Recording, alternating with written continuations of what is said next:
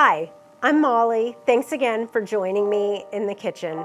Today we're going to make a vanilla cookie treat. And yes, I said vanilla because it's bananas and Nilla wafers, vanilla. So for this recipe you need vanillas. I did so good. We're keeping it. You need bananas, Nilla wafers, peanut butter, and some sprinkles.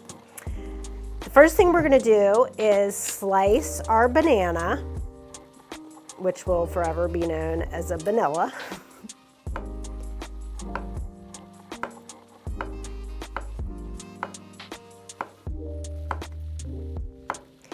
And be sure if you're cooking in the kitchen at home that you get permission to use knives and any kitchen equipment.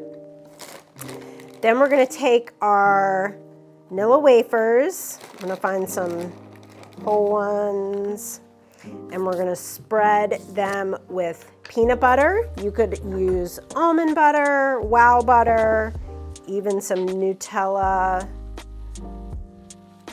And then we're going to add a banana slice. And I'm going to do another little bit of peanut butter. Put that on top. I'm going to put a couple of these together.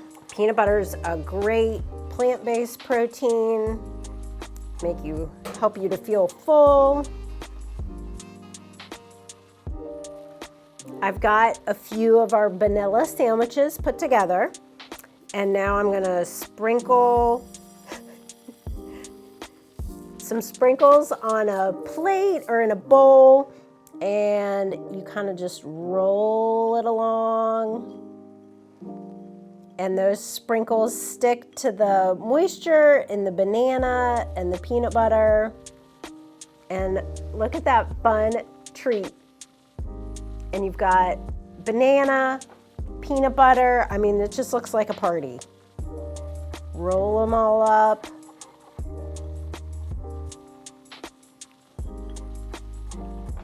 Perfect snack for the kids to help with or make.